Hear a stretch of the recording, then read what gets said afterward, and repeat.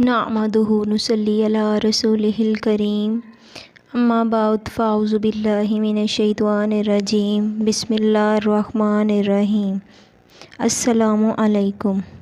قارون کا انجام۔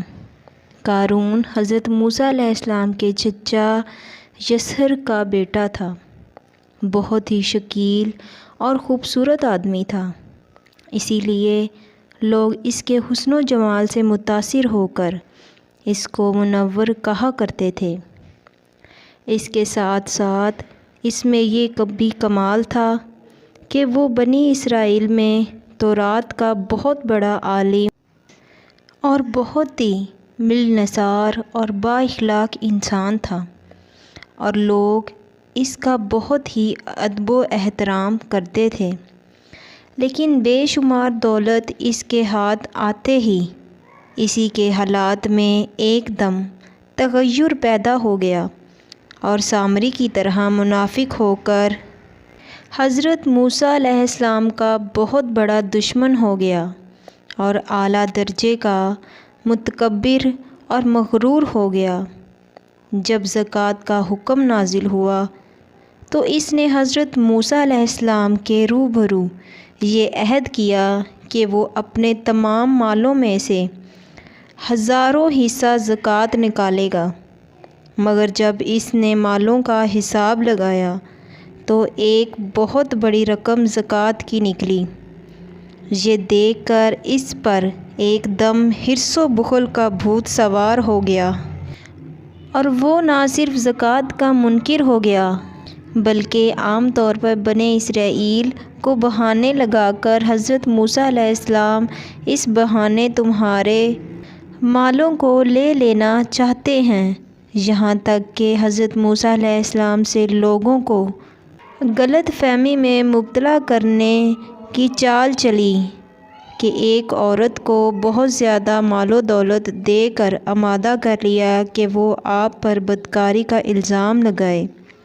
چنانچہ عین اس وقت جب کہ حضرت موسیٰ علیہ السلام عوض فرما رہے تھے، قارون نے آپ کو ٹوکا کہ فلانی عورت سے آپ نے بدکاری کی ہے۔ حضرت موسیٰ علیہ السلام نے فرمایا کہ اس عورت کو میرے سامنے لاؤ۔ چنانچہ وہ عورت بلائی گئی تو حضرت موسیٰ علیہ السلام نے فرمایا کہ اے عورت، اس اللہ کی قسم جس نے بنی اسرائیل کے لیے پہاڑ کو پھاڑ دیا اور عافیت اور سلامتی کے ساتھ دریا کے پار کرا کر فرعون سے نجات دی، سچ سچ کہہ دے کہ واقعہ کیا ہے۔ حضرت موسیٰ علیہ السلام کے جلال سے عورت سہم کر کانپنے لگی اور اس نے مجمع عام میں صاف صاف کہہ دیا کہ اے اللہ کے نبی، مجھ کو قارون نے کثیر دولت دے کر آپ پر بہتان لگانے کے لیے آمادہ کیا تھا۔ اس وقت حضرت موسیٰ علیہ السلام آپ دیدہ ہو کر سجدہ شکر میں گر پڑے، اور بحالت سجدہ آپ نے یہ دعا مانگی کہ یا اللہ، قارون پر اپنا قہر و غضب نازل فرما دے۔ پھر آپ نے مجمع سے فرمایا کہ جو قارون کا ساتھی ہو وہ قارون کے ساتھ ٹھہر رہے، اور جو میرا ساتھی ہو وہ قارون سے جدا ہو جائے۔ چنانچہ 2 خبیثوں کے سوا تمام بنی اسرائیل قارون سے الگ ہو گئے۔ پھر حضرت موسیٰ علیہ السلام نے زمین کو حکم دیا کہ اے زمین، تو اس کو پکڑ لے، تو قارون ایک دم گھٹنوں تک زمین میں دھنس گیا۔ پھر آپ نے دوبارہ زمین سے یہی فرمایا تو وہ کمر تک زمین میں دھنس گیا۔ یہ دیکھ کر قارون رونے اور بلبلانے لگا اور قرابت و رشتہ داری کا واسطہ دینے لگا۔ پھر آپ نے کوئی التفات نہ فرمایا، یہاں تک کہ وہ بالکل زمین میں دھنس گیا۔ 2 منحوس آدمی جو قارون کے ساتھی ہوئے تھے لوگوں سے کہنے لگے کہ حضرت موسیٰ علیہ السلام نے قارون کو اس لیے دھنسا دیا ہے کہ قارون کے مکان اور اس کے خزانوں پر خود قبضہ کر لیں۔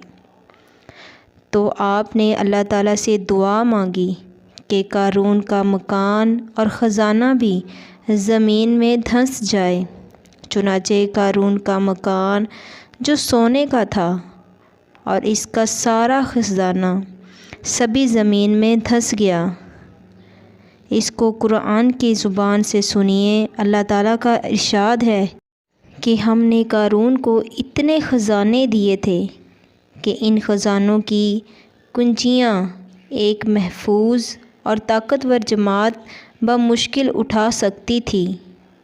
بے شک قارون حضرت موسیٰ علیہ السلام کی قوم میں سے تھا، پھر اس نے ان پر ظلم کیا اور ہم نے اس کو اتنے خزانے جو دیے تھے جن کی کنجیاں ایک طاقتور جماعت پر بھاری تھیں، وہ سب زمین میں دھنس گئی۔